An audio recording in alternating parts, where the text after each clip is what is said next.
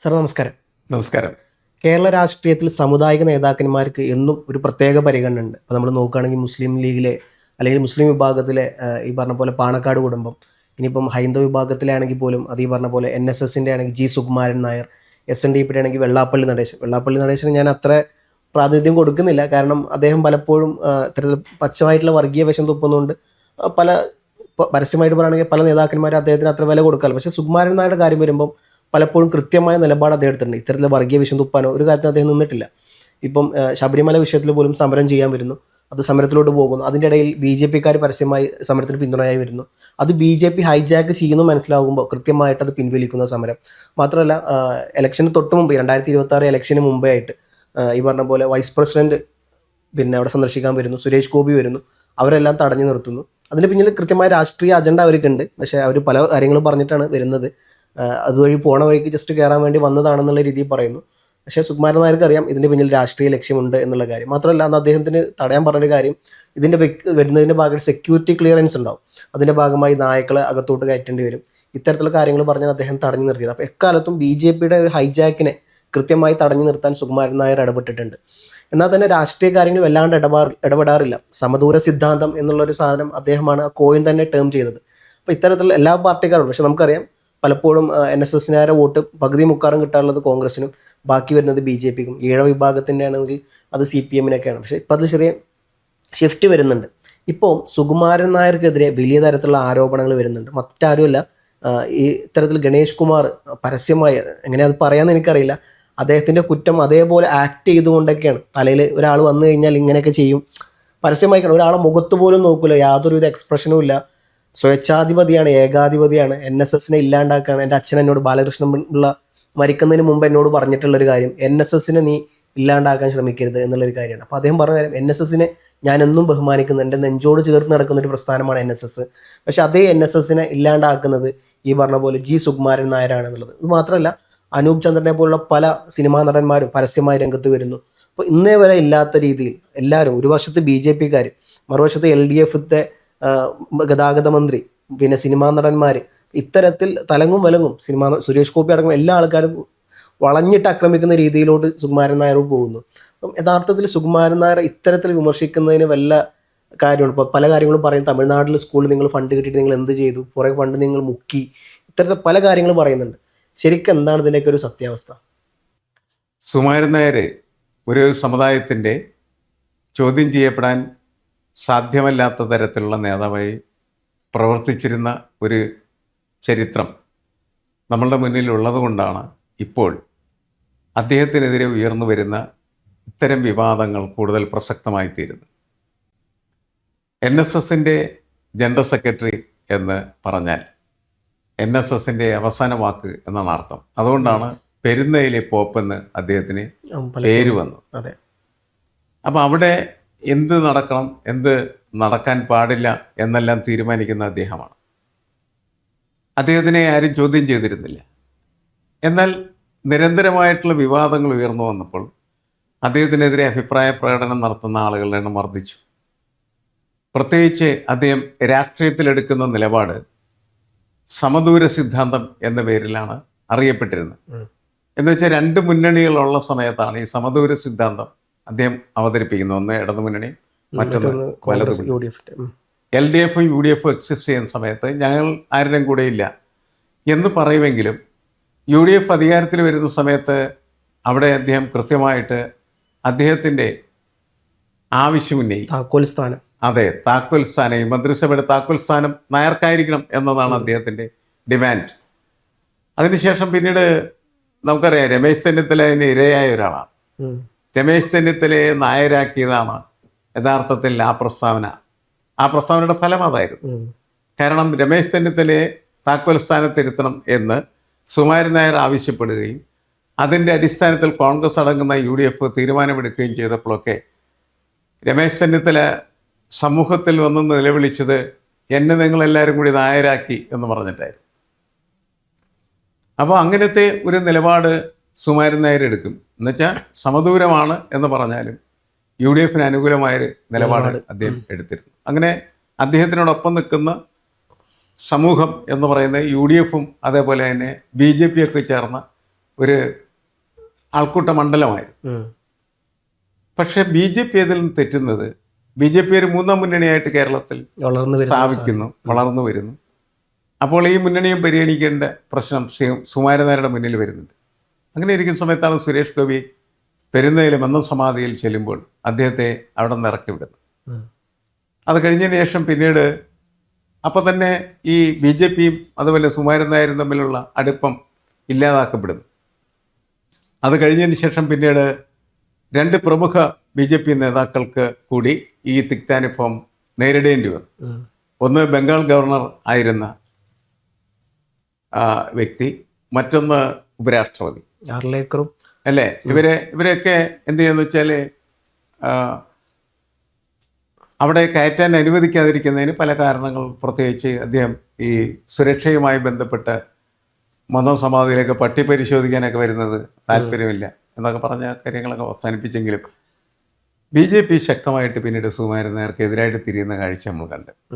ഈ കഴിഞ്ഞ 2-3 മാസങ്ങൾക്ക് മുമ്പ് പല സ്ഥലത്തും സുകുമാരൻ നായർക്ക് എതിരെ വലിയ പോസ്റ്ററുകൾ പ്രത്യക്ഷപ്പെട്ടത് അദ്ദേഹത്തിൻ്റെ മകളും മരുമകനുമൊക്കെ കൂടി ചേർന്ന് വലിയ അഴിമതി നടത്തിയെന്നും ആ അഴിമതി അദ്ദേഹത്തെ സംരക്ഷിക്കുന്നത് പിണറായി വിജയനാണ് അല്ലെങ്കിൽ LDF സർക്കാരാണ് എന്ന രീതിയിൽ കാര്യങ്ങൾ പോയി. അങ്ങനെ വരുമ്പോഴാണ് അദ്ദേഹത്തിനെ വിമർശിക്കാനായിട്ട് NSSൽ തന്നെയുള്ള പല കരയോഗങ്ങളും തയ്യാറാവുന്ന കാഴ്ചയുണ്ട്. എന്നുവെച്ചാൽ BJP സ്പോൺസേഡ് ആയിട്ടുള്ള കരയോഗങ്ങളൊക്കെ ശക്തമായിട്ട് അദ്ദേഹത്തിനെതിരെ പോസ്റ്ററുകളൊക്കെ സ്ഥാപിച്ചു. ആ ഒരു സംഭവം അതൊക്കെ ഡെവലപ്പ് ചെയ്ത് വരുന്ന ഘട്ടത്തിൽ അദ്ദേഹം കൂടുതൽ ദുർബലനായി എന്ന് കരുതപ്പെടുന്നു. പക്ഷേ കഴിഞ്ഞ തെരഞ്ഞെടുപ്പിൽ അദ്ദേഹം വൻഭൂരിപക്ഷത്തിന് ജയിക്കുന്നു, അല്ലെങ്കിൽ അദ്ദേഹം പറയുന്ന കാര്യങ്ങളെല്ലാം നടക്കുന്നു. അദ്ദേഹം ഗണേഷ് കുമാറിനെ പുറത്താക്കും. ഇതിലിപ്പം ഗണേഷ് കുമാർ പറയുന്ന കാര്യം അദ്ദേഹത്തിനവിടെ ഭൂരിപക്ഷം ഉണ്ടായിരുന്നു എന്ന് പറയുന്നത്. ഭൂരിപക്ഷം ഉണ്ടായിട്ടും അദ്ദേഹത്തെ പല കാര്യങ്ങൾ പറഞ്ഞങ്ങാണ്ട് പുറത്താക്കി. രണ്ടാമത് എന്തായിക്കൊള്ളട്ടെ, ഗണേഷ് കുമാർ എന്തായാലും പുറത്തായി. ഗണേഷ് കുമാർ പുറത്താക്കി കഴിഞ്ഞ സമയത്ത് ഗണേഷ് കുമാർ ഡയറക്ടർ ബോർഡിൽ ഉണ്ടായിരുന്നതാണ്, സുകുമാരൻ നായരുമായിട്ട് നല്ല ബന്ധം പുലർത്തിയിരുന്നതാണ്. പക്ഷെ ഗണേഷ് കുമാർ ഈ കഴിഞ്ഞ ദിവസം സുകുമാരൻ നായർക്കെതിരെ ശക്തമായിട്ടുള്ള വിമർശനവുമായിട്ട് തിരുവനന്തപുരം പ്രസ് ക്ലബ്ബിൽ ഒരു സമ്മേളനം നടന്നു. ആ സമ്മേളനത്തിൽ അദ്ദേഹം എങ്ങനെയാണ് സുകുമാരൻ നായർ പ്രമുഖരായിട്ടുള്ള അതിഥികൾ വന്നാൽ അവരോട് പെരുമാറുന്നത് എന്ന് അഭിനയിച്ച് കാണിക്കുകയാണ്.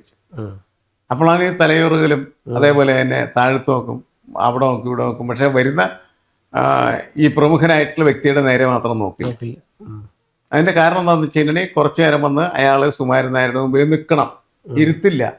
കുറേ നേരം നിർത്താൻ വേണ്ടിയിട്ടുള്ള വേലകളാണ് ഇതെല്ലാം എന്നാണ് പറയുന്നത്.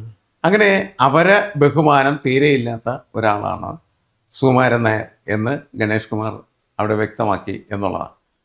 അതോടൊപ്പമാണ് അനൂപ് ചന്ദ്രൻ എന്ത് ചെയ്യുന്നത് വെച്ചാൽ ഇദ്ദേഹത്തിനെതിരെ വലിയ വിമർശനങ്ങൾ ഉയർത്തി പോസ്റ്റ് ഇട്ടു. കുറച്ചു കാലം കഴിയുമ്പോൾ നായർ പടയാളികൾ വന്ന് ഈ സുകുമാരൻ നായരെ ഇവിടുന്ന് ആട്ടിയോടിക്കും എന്നൊക്കെ ഉള്ള രീതിയിൽ സംഭാഷണങ്ങളൊക്കെ വന്നു. അതിന് ശേഷം സംഭവിച്ചൊരു കാര്യം എന്ന് വെച്ചാൽ സുകുമാരൻ നായർ എന്ത് ചെയ്യുമെന്ന് വെച്ചാൽ അതിന് പ്രതികാരം കാണിക്കാൻ തീരുമാനിച്ചു. അങ്ങനെ അനൂപ് ചന്ദ്രൻ്റെ സഹോദരൻ്റെ ഭാര്യയെ അവർ ജോലി ചെയ്തിരുന്ന സ്ഥലത്ത് നിന്ന് അടൂരേക്ക് സ്ഥലം മാറ്റി. അപ്പം അവരുടെ വീടിൻ്റെ തൊട്ടടുത്ത് കരുവാറ്റയിലാണെന്ന് എനിക്ക് തോന്നുന്നത് അവർ ജോലി ചെയ്തിരുന്ന സ്കൂളിൽ നിന്ന് അങ്ങോട്ട് മാറ്റി. അപ്പോൾ അവർക്കൊരിക്കലും വീട്ടിൽ ചെല്ലാൻ പറ്റില്ല, അത്ര ദൂരത്തേക്കാണ് സ്ഥലം മാറ്റി. എന്താ കാര്യം എന്ന് വെച്ചാൽ അനൂപ് ചന്ദ്രൻ ഇങ്ങനെ പോസ്റ്റ് ഇട്ടതാണ്. അപ്പോൾ അനൂപ് ചന്ദ്രൻ്റെ സഹോദരനും അദ്ദേഹത്തിൻ്റെ ഭാര്യയും സുകുമാരൻ നായരെ പോയി കണ്ടു. ഞങ്ങൾ സഹോദരങ്ങളാണെന്നുള്ളത് ശരിയാണ്, പക്ഷെ ഞങ്ങൾ വേറെ സ്ഥലത്താണ് താമസിക്കുന്നത്. ഞങ്ങൾ NSS സെക്രട്ടറിക്കെതിരെ ഒന്നും പറയാതെ ഞങ്ങളെന്തിനാണ് ഇങ്ങനെ ഉപദ്രവിക്കണമെന്നൊക്കെ അവർ ചോദിച്ച് ഉണ്ടായി. ഈ സംഭവങ്ങളൊക്കെ പൊതുവെ കാണിക്കുന്നത് എന്താണെന്ന് വെച്ച് കഴിഞ്ഞിട്ടുണ്ടെങ്കിൽ NSSനകത്ത് സുകുമാരൻ നായർക്കെതിരെ ചോദ്യം ചെയ്യാൻ ഉള്ള ഒരു കൂട്ടം ആളുകൾ വളർന്നു വരുന്നു എന്നുള്ളതാണ് നമ്മളെ മനസ്സിലാക്കി. കുറച്ച് ദിവസം കഴിയുന്ന സമയത്ത് ചിലപ്പോൾ ആ വളർന്നു വരുന്ന ആളുകൾ നമ്മൾ ഈ കഴിഞ്ഞ ദിവസം ഡൽഹിയിലൊക്കെ കണ്ടതുപോലെ പാറ്റ സമരം പോലത്തെ സമരം NSSനെതിരെ അവിടുത്തെ ജൻസികൾ, അവിടുത്തെ ചെറുപ്പക്കാർ ഒരുമിച്ച് ചേർന്ന് നടത്തിയാൽ അത്ഭുതപ്പെട്ടിട്ട് കാര്യമില്ല. കാരണം ഇതൊക്കെ ഏത് സമുദായ സംഘടനകളും ഇനി നടക്കും എന്ന് ഉള്ളൊരു മെസ്സേജ് പൊതുവേണ്ട്. അപ്പുറത്ത് വെള്ളാപ്പള്ളി ഫൗണ്ടേഷൻ SNDPയുടെ ജനറൽ സെക്രട്ടറി ആയിട്ടിരിക്കുന്നു. പക്ഷേ അദ്ദേഹത്തിനെ ഒന്നും തോൽപ്പിക്കാൻ പറ്റില്ല. പലതരം വിവാദങ്ങൾ അവർക്കുണ്ടെങ്കിൽ പോലും സംഘടനയ്ക്കകത്ത് സുകുമാരൻ നായർക്കും വെള്ളാപ്പള്ളി നടേശനൊക്കെ നല്ല സ്വാധീനമാണ്. അതുകൊണ്ട് അവർ തന്നെയാണ് വീണ്ടും എന്ത് ചെയ്യുന്നത്, ജയിച്ചു വരുന്നത് എന്നുള്ള കാര്യം നമുക്കറിയാവുന്ന. എന്തായാലും NSSനകത്ത് പ്രത്യക്ഷപ്പെട്ടിരിക്കുന്ന ഈ കലാപം, ശോഭിക്കുന്ന കുറേ നായന്മാരുടെ കൂട്ടം അതിനകത്തുണ്ട് എന്നുള്ളത് NSS ജനറൽ സെക്രട്ടറിക്ക് ഏത് സമയത്തും ഭയപ്പാടോടുകൂടി തന്നെ കാണേണ്ടതാണ്. കാരണം ഈ ആളുകൾ എപ്പോഴാണ് ഇളകി ഒരു അധികാരസ്ഥാനത്തിരിക്കുന്ന ഒരാളെ വലിച്ചു താഴെ ഇടുമെന്ന് പറയാൻ പറ്റില്ല. അത് NSSനകത്തേക്ക് സംഭവിച്ചേക്കാം എന്ന തോന്നലാണ് ഈ കഴിഞ്ഞ ദിവസങ്ങളിൽ നടന്ന സംഭാഷണങ്ങളിലൂടെ നമ്മൾ മനസ്സിലാക്കുന്നത്. ഗണേഷ് കുമാറിന് ഇതിനകത്ത് നല്ല സ്വാധീനമുള്ള ഒരാളാണ്. കാരണം അദ്ദേഹം ബാലകൃഷ്ണപിള്ളയുടെ മകനാണ്. ബാലകൃഷ്ണപിള്ളയ്ക്കും NSSൽ അത് അസാധാരണമായിട്ടുള്ള രീതിയിൽ സ്വാധീനം ഉണ്ടായിരുന്നു എന്നുള്ളതാണ്. അപ്പം അതുകൊണ്ട് എങ്ങനെയാണ് ഇപ്പോൾ വികസിച്ചു വന്നിരിക്കുന്ന ഈ കലാപം രൂപപ്പെടാനായിട്ട് പോകുന്നത്, അല്ലെങ്കിൽ അതിൻ്റെ ഭാവം മാറാനായിട്ട് പോകുന്നത് എന്നൊന്നും നമുക്ക് പറയാൻ പറ്റില്ല. എന്തായാലും അതിനകത്തൊരു കലാപമുണ്ട്. ആ കലാപം എന്ന് പറയുന്നത് NSS ജനറൽ സെക്രട്ടറി ആയിട്ടുള്ള സുകുമാരൻ നായർക്കും അദ്ദേഹത്തിൻ്റെ അധികാരത്തിനെതിരാണ്. കാരണം NSS എന്ന് പറയുന്നത് ഒരു സമുദായ സംഘടന മാത്രമല്ല, അതൊരു വലിയ സംരംഭമാണ്. സ്കൂളുകൾ, കോളേജുകൾ, എഞ്ചിനീയറിംഗ് കോളേജുകൾ, അതുപോലെ കോഫി ഷോപ്പുകൾ, ഇങ്ങനെ പലതും നടത്തുന്ന ഒരു ഇൻസ്റ്റിറ്റ്യൂഷനാണ്. അതിൻ്റെ അധികാരം ഉപയോഗിച്ചുകൊണ്ട് തന്നെ, അതിൻ്റെ ഹൈറാർക്കി ഉപയോഗിച്ചുകൊണ്ട് തന്നെ അദ്ദേഹത്തിന് അതുമായി ബന്ധപ്പെട്ട് നിൽക്കുന്ന മുഴുവൻ ആളുകളെയും അദ്ദേഹത്തിൻ്റെ കീഴിൽ കൊണ്ടുവരാനായിട്ട് കഴിയും. കൊച്ചവെക്കുന്നവർക്ക് ഇവിടെ കിടന്ന് കൊച്ചവെക്കും. അപ്പോൾ അദ്ദേഹം പറയുന്നത് ഇത്ര ഉണ്ടാവുള്ളൂ, പട്ടികൾ കുരക്കട്ടെ, സാർത്ഥവാഹക സംഘം മുന്നോട്ട് എന്ന നിലക്കായിരിക്കും അദ്ദേഹത്തിൻ്റെ തീരുമാനങ്ങൾ പോവുക എന്നാണ് എനിക്ക് തോന്നുന്നത്. എന്തായാലും ഗണേഷ് കുമാർ പറഞ്ഞ കാര്യത്തിനോട് അദ്ദേഹം അത്ര രൂക്ഷമായിട്ടുള്ള രീതിയിലൊന്നും പ്രതികരിച്ചില്ല. അദ്ദേഹം മാന്യമായ രീതിയിലാണ് ഗണേഷ് കുമാറിന് മറുപടി കൊടുത്തത്. അപ്പം പറഞ്ഞ കാര്യം തോൽവിയിലേറ്റ ആ ഒരു സാധനത്തിൻ്റെ ആഫ്റ്റർ എഫക്റ്റ്, അതിൻ്റെ ഒരു മറുപടി ആയിട്ടാണ് ഞാൻ ഈ സാധനത്തെ കാണുന്നുള്ളൂ. അതിനപ്പുറത്തോട്ടുള്ള ഒരു മറുപടി ഒന്നും ഞാൻ കൊടുക്കുന്നില്ല എന്നുള്ള രീതിയിലാണ് അദ്ദേഹം പറഞ്ഞത്. അല്ല, അതിൻ്റെ കാരണം എന്ന് വെച്ചാൽ ഗണേഷ് കുമാർ രാഷ്ട്രീയ നേതാവാണ്. അദ്ദേഹത്തിന് സുകുമാരൻ നായർ നടത്തിയിട്ടുള്ള പല കാര്യങ്ങളുടെയും വിവരങ്ങളുണ്ട്. കാരണം അത്രമാത്രം അടുപ്പത്തിലായിരുന്നു അവർ കഴിഞ്ഞുകൂടിക്കൊണ്ടിരുന്നത്. അപ്പോൾ അത്തരം കാര്യങ്ങളിൽ വരുന്ന രേഖകൾ, തെളിവുകൾ അതൊക്കെ ഉയർത്തിക്കൊണ്ടുവന്ന് പ്രശ്നമുണ്ടാക്കാനായിട്ട് ഗണേഷ് കുമാറിന് കഴിയും. കാരണം ഗണേഷ് കുമാർ രാഷ്ട്രീയ സ്വഭാവത്തിൽ പ്രവർത്തിച്ചാൽ അങ്ങനെ സംഭവിക്കാൻ സാധ്യതയുണ്ട് എന്നാണ് എനിക്ക് തോന്നുന്നത്. കാരണം ഒന്ന്, സുകുമാരൻ നായരുടെ മകളും മരുമകനും ഒക്കെ ആയിട്ട് ബന്ധപ്പെട്ട പണമിടപാടുകൾ, ബാങ്കുമായി ബന്ധപ്പെട്ട പ്രശ്നങ്ങൾ, ഇതൊക്കെ വിവാദമാക്കിയിട്ടാണ് നേരത്തെ ഇതിനകത്ത് കലാപം നടന്നിരുന്നതെന്നുള്ള കാര്യം നമ്മൾ മറക്കരുത്. അപ്പം അതിൻ്റെ രേഖകളും അതിൻ്റെ കാര്യങ്ങളൊക്കെ വേണമെങ്കിൽ ഗണേഷ് കുമാർ ഇയാൾക്കെതിരായിട്ട് പ്രയോഗിച്ചേക്കാം. അതുകൊണ്ടാണ് ഗണേഷിനെതിരെ വലിയ ശക്തമായിട്ടുള്ള അഭിപ്രായ പ്രകടനം നടത്താനായിട്ട് സുകുമാരൻ നായർ ഇപ്പോൾ തയ്യാറല്ലാത്തത് എന്നാണ് എനിക്ക് തോന്നുന്നത്.